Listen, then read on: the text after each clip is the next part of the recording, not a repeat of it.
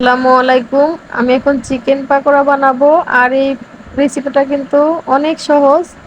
আরো সহজ করে বানাবো ইনশাল্লাহ। দেখতে থাকুন, দেখতে ভালো লাগবে। আর আমার এই রেসিপিটা বানাতে যা লাগবে তা হচ্ছে, প্রথমে লাগবে চিকেন। চিকেনটা হচ্ছে আমি একটু পাতলা করে লম্বাটে করে কেটে নিচ্ছি, কিউব করে কাটা যাবে। আর হচ্ছে লাগছে হোয়াইট ভিনেগার। এখানে লেবুর রসও দেওয়া যাবে হোয়াইট ভিনেগারের বদলে, আমি হচ্ছে হোয়াইট ভিনেগারটাই দিলাম, আমার এটাই ভালো লাগে। আর হচ্ছে স্বাদ মতো লবণ। আর দিচ্ছি হচ্ছে কাশ্মীরি লঙ্কা। এই কাশ্মীরি লঙ্কাটার জন্য একটু কালারটা ভালো আসবে তাই দিচ্ছি। এটা চাইলে স্কিপও করা যাবে। আর হচ্ছে লাল মরিচের গুঁড়া। আর লাগছে হচ্ছে আমার গরম মশলার গুঁড়া। আর লাগবে হচ্ছে কালো গোলমরিচের গুঁড়া। এটা সাদা গোলমরিচের গুঁড়াও দেওয়া যাবে। আর হচ্ছে হলুদ গুঁড়া। আর হচ্ছে ধইনা গুঁড়া।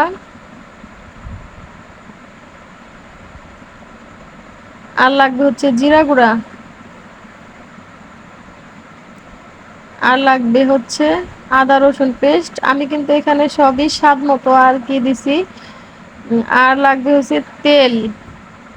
এই তেল, এসব উপকরণ দিয়ে আমি ভালো করে মেখে নিব। ভালো করে মেখে সময় থাকলে আধা ঘন্টা রেস্টে রাখলে ভালো হয়, কিন্তু আমি 10 মিনিট রাখবো। এভাবে আমি ঢেকে রেখে দেব 10 মিনিট। 10 মিনিট পরে আমি চলে আসছি। এখন হচ্ছে আমার লাগছে একটা ডিম। আর লাগবে হচ্ছে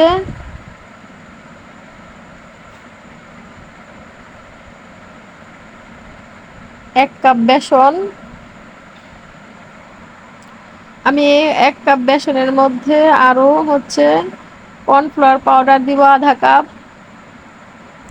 এই কর্নফ্লাওয়ার পাউডারটার বদলে কিন্তু এখানে চালের গুঁড়ো ব্যবহার করা যাবে।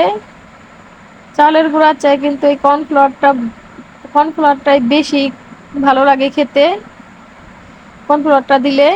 আর এখানে লাগছে হচ্ছে পেঁয়াজ কুচি, মরিচ কুচি, ধইনা পাতা কুচি। আর চাইলে এখানে পুদিনা পাতাও দেওয়া যাবে, তো আমি এখন দিচ্ছি না। আর এই সব উপকরণ একদম ভালো করে মেখে নিব।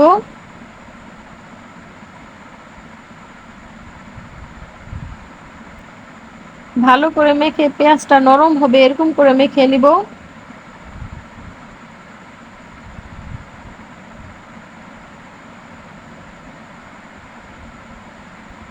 তারপরে হচ্ছে এই পাকোড়াগুলো হচ্ছে আমি গরম তেলে দিয়ে দেবো। আর এই মিডিয়াম হিটে হচ্ছে আমি এটা ভেজে নেব।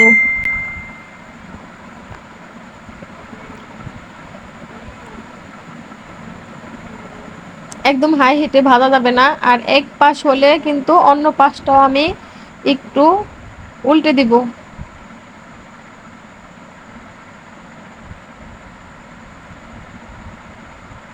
এইভাবে করে কিন্তু আমি পাকোড়াগুলো ভেজে নিচ্ছি।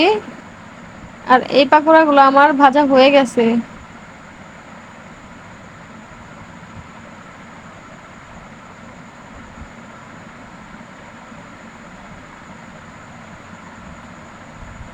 বাকিগুলাও আমি এভাবে ভেজে নিব।